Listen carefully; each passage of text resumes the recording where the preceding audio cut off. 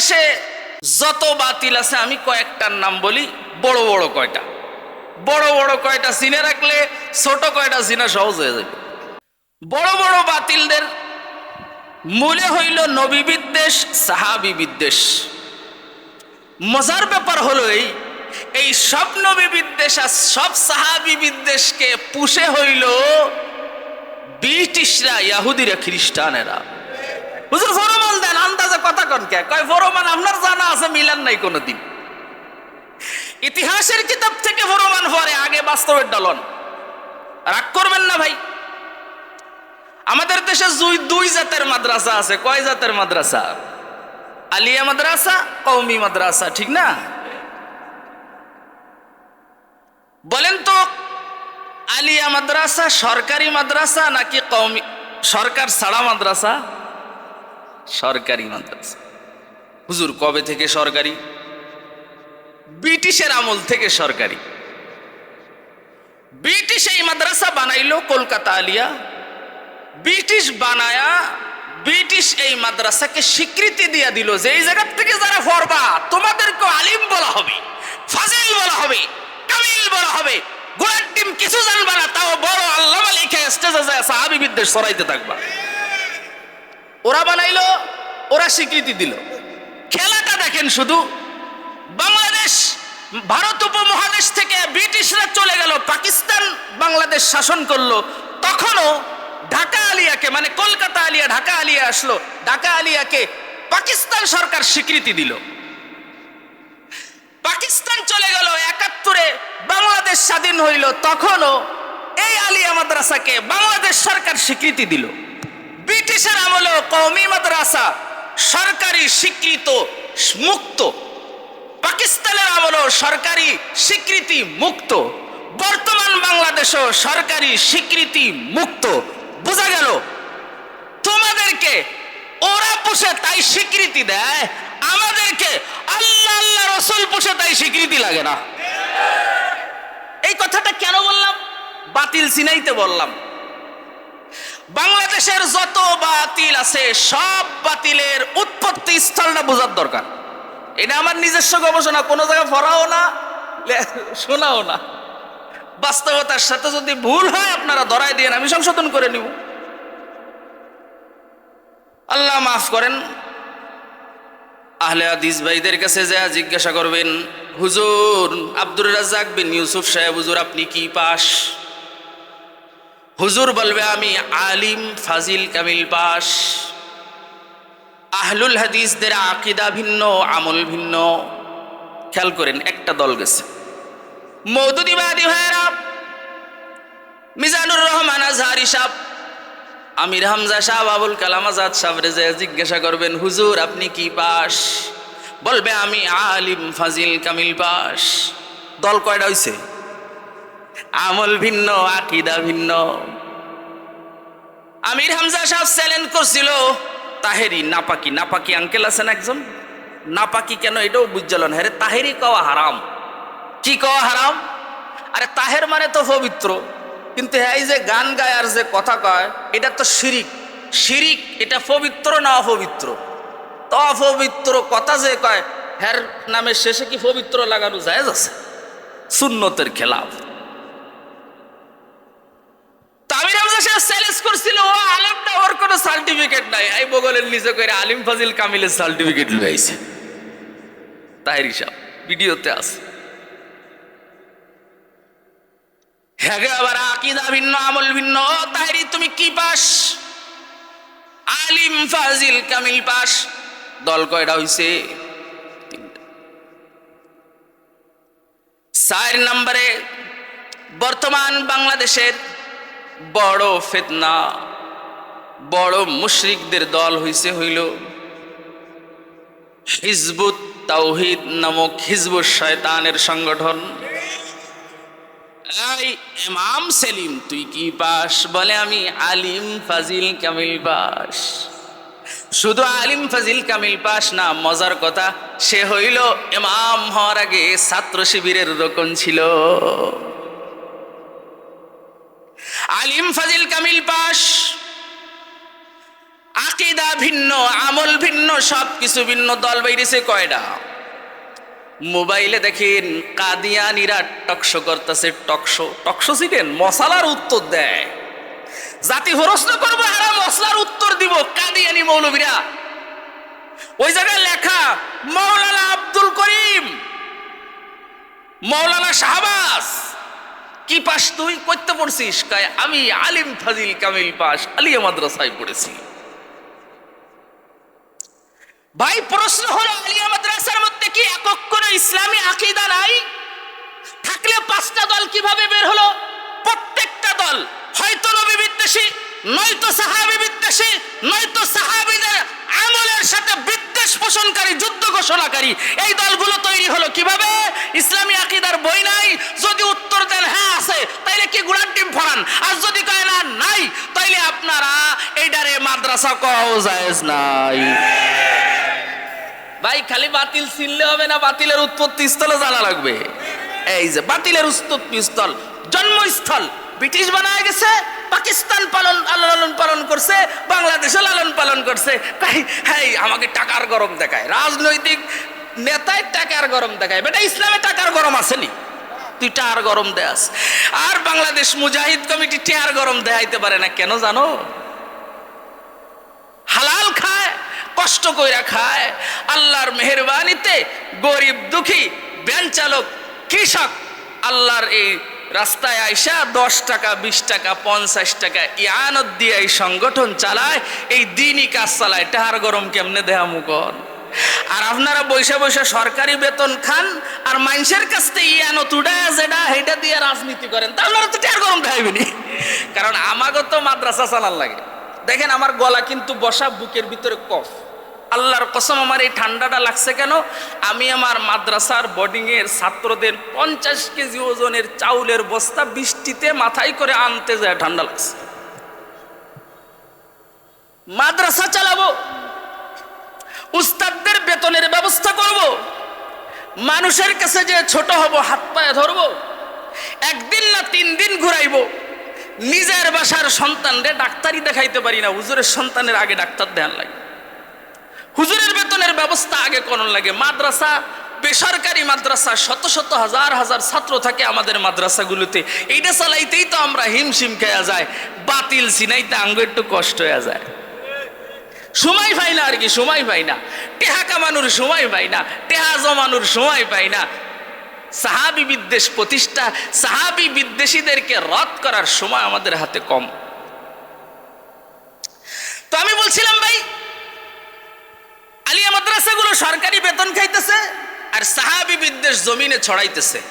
যত সরকার আসছে গেছে, আইতাছে যাইতাছে, কোন সরকার সাহাবীর মোহাব্বত আবার কি জিনিস, সাহাবীর বিরোধিতা আবার কি জিনিস এই বুঝে না। এই লিগে সাহাবী বিদ্বেষী চোর ধরতেও জানে না, এই লিগা নিজেও বুঝে না, এই জন্য চোরও ধরতে জানে না। কিন্তু ভাই খেয়াল করেন, মুজাহিদ ভাইরা খেয়াল করেন, ভালো করে খেয়াল করেন। আপনারা মুজাহিদ কিনা এই নিয়ে তো আবার বহুত একটা দ্বন্দ্ব আছে যে তোরা কই জিহাদ করছিস, তোমরা কোথায় জিহাদ করে মুজাহিদ কমিটি। তা আমি এটার উত্তর বহুত আগে দিছি, এখনো দিতেছি, আপনারা মুখস্থ করে রাখেন। ফজলুল করিম রহমতুল্লাহ আলাইহি বেঁচে থাকা অবস্থায় দেওয়ানবাগের বিরুদ্ধে যুদ্ধ ঘোষণা হয়েছিল না? সেই জায়গায় 4 জন শহীদ হয়েছিল না? হারামজাদা তুরাজ মুজাহিদ কমিটি জিহাদ খুঁজা পাইছে, আমরা পাইছি জিহাদ করছি, দলিল আছে। এই ময়দানেও পাওয়া যাবে বহুতজন মামলা খাওয়া আছে না? এই যে মামলা খাওয়া লোক আছে, ওই যে মামলা খাওয়া লোক আছে, ওই যে মামলা খাওয়া আমাকে মুসল্লিরাও আছে। মুজাহিদ ভাইয়েরা ভালো করে খেয়াল করেন, দুনিয়াতে যদি কেউ আমার পক্ষে নাও থাকে, আমি সাহাবী প্রেমের পক্ষে থাকলে আমি সফল হব।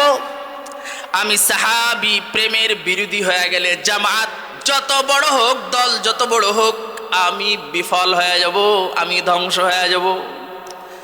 দুনিয়ার মধ্যে আমি এখন কোনটা দেখাবো? আগেরটা পরে, বর্তমানেরটা আগে।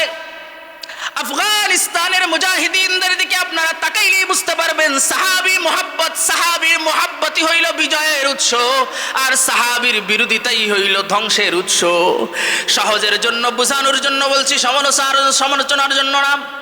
বাংলাদেশ জামাতে ইসলামী গঠন হয়েছে কত সালে? 1941 সালে। হুজুর বয়স হইল কত? 84 বছর। কত হয়েছে? তালেবান মুজাহিদিনদের জন্ম হয়েছে কবে? 1984 সালে। তাইলে বয়স হয়েছে কত? 32 বছর। এককভাবে তালেবান মুজাহিদিনরা ক্ষমতা আসছে কবে? 96 সালে। মানে প্রতিষ্ঠা হওয়ার মাত্র 2 বছর পরে ক্ষমতা আসছে। কয় বছর পরে? টানা 6 বছর ক্ষমতায় থাকছে। 2001 সালে টুইন টাওয়ার হামলার মামলা দিয়া, টুইন টাওয়ার হামলার ইস্যু আইনা আফগানে হামলা হয়ে তছনছ হয়ে গেছে। 20 বছর লড়াই করে আবার 21 সালের 15ই আগস্টে আল্লাহ তাআলা সাহাবীদের মুহাব্বতকারী সুন্নতি দাড়িওয়ালা, জুব্বাওয়ালা, পাঞ্জাবিওয়ালা, টুপিওয়ালা, পাগড়িওয়ালা তালেবান মুজাহিদিনদের হাতে আবার আল্লাহ ক্ষমতা দিচ্ছে। 84 বছরে সফলতা পৃথিবীর 1 ইঞ্চি জমিতেও দেখাইতে পারো নাই।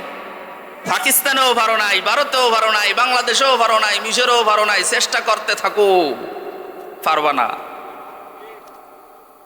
আর আফগান মুজাহিদিনরা 32 বছরের মধ্যে আলহামদুলিল্লাহ 12 বছরই ক্ষমতায়। আমেরিকার 5 আটা লাগছে, ভারতের 5 আটা লাগছে। দলিল দেয় যে এখন ভারত যায়। আরে বেটা, এখন যায় রাজনৈতিক কারণে। এখন এর আগে যুদ্ধের সময় আইছে কোনদিন? ক্ষমতায় আসার আগে আইছে? তা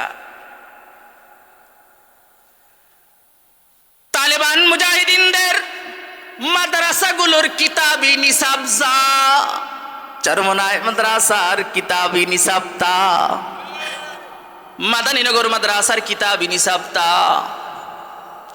আমাদের দেশের কওমি মাদ্রাসার কিতাবি নিসাব তা, আকীদা তা, মাযহাব তা। মজার বিষয় হলো এই তালেবান ক্ষমতায় আইসা আমি যাদেরকে বাতিল হিসেবে একটু আগে চিনাইলাম, এই সব দলকে আফগানে নিষিদ্ধ করছে। ওই দলে তো আর হিজবুত তাওহীদ নাই। হিজবুত তাওহীদ তো এই দেশের প্রোডাক্ট। হ্যাঁ, তো ওই দেশে কাদেরকে নিষিদ্ধ করছে? মওদুদিবাদকে নিষিদ্ধ করছে, আহলে হাদিসদেরকে নিষিদ্ধ করছে। ওই দেশে মাজারগুলো ভাঙে নাই, মাজারগুলোর মধ্যে তালা লাগায়া দিছে। আর কাদিয়ানি তো কথাই নাই। সাইরো দলরে ইসলামী হুকুমত কায়েম করা ওই দেশে নিষিদ্ধ করা হয়েছে। আর পাগল ছাগলের দল ইসলাম বিদ্বেষী, সাহাবী বিদ্বেষীদেরকে নিয়ে এদেশে ইসলামী হুকুমতের স্বপ্ন দেখা বোকামি ছাড়া কিছু না। ওই দেশে ইসলাম ক্ষমতায় আইসা যাদেরকে নিষিদ্ধ করে তারা এদেশে ইসলাম কায়েম করবে।